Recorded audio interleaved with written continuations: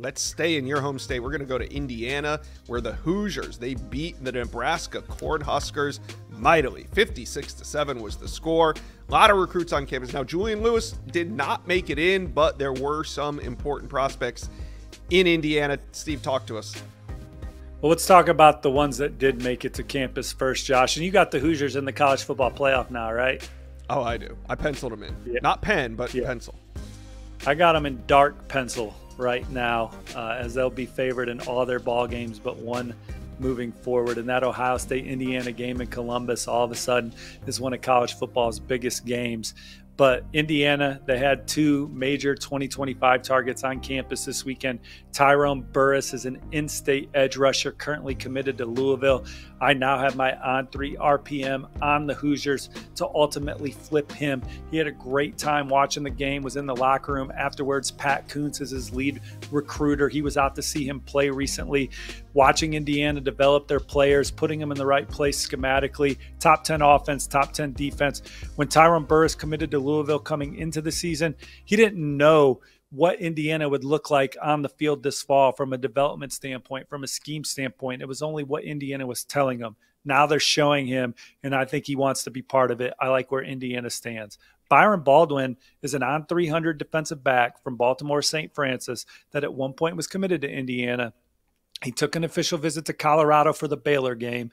Colorado instantly started trending after that experience, put in an on-3 RPM for the Buffaloes during that, right after that visit ended. He then decommitted from Indiana. It looked like he is a strong lean to Colorado, but Indiana got him back to campus on Saturday. He played his high school game in the state of Indiana Friday night against Hoosier State powerhouse Center Grove.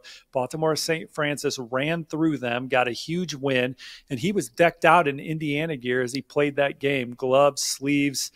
Indiana had some coaches at the game to watch him. Then they got him on campus for Indiana's first home game as a ranked program since the early 1990s. They dominated Nebraska from the very first possession, and they're showing him again, top 10 offense, top 10 defense, come be part of it. He's one of their most coveted players moving forward.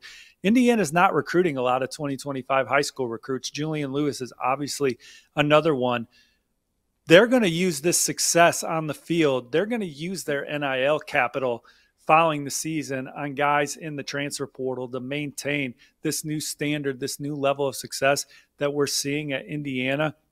But Baldwin, Burris, and Julian Lewis are key 2025 targets. We'll see if they circle back on a couple others. They might, but those are the three main ones in 2025 right now. Julian Lewis was not at this game. There was some talk that he could make it to Memorial Stadium for this game, but travel logistics just did not go his way playing on Friday night. I'm expecting him at the Michigan game with a couple of his teammates. That's always been the plan for him to get back to Indiana for a third time this calendar year to watch Indiana play Michigan. He's supposed to be at Colorado this weekend for a fourth time this calendar year for Colorado's big showdown with Cincinnati. And then he's been to USC twice this year. When you talk to people that spent time with him at USC, they feel good about keeping him in the fold. But look, there's people around Julian. There's people in the Peach State that think he could flip. And Indiana's right there in the middle of it. He's got the longest standing relationship with Tino Sunseri, the co-offensive coordinator, quarterback's coach. Sunseri went and saw him during Indiana's bye week. Indiana's offense is top 10 in just about every statistical category.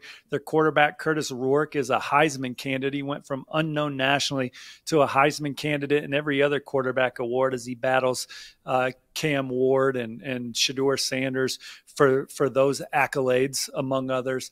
And look, it's an offense where it looks kind of plug and play at quarterback too. Taven Jackson came right in for an injured Curtis Rourke, and I don't even think he threw an incomplete pass as Indiana continued to run up and down the field.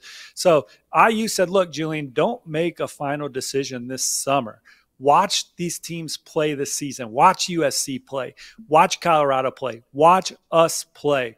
And Indiana specifically has been dominant on offense. And one thing Curt Cigneti told me coming into the season, Josh, my last three quarterbacks have been conference players of the year. They have different styles of play, but one thing that remained the same is they were the most dominant offensive player in the league each year, and Curtis Rourke has been the most dominant player in the Big Ten this year, so he's got a chance to go for his last four at that position.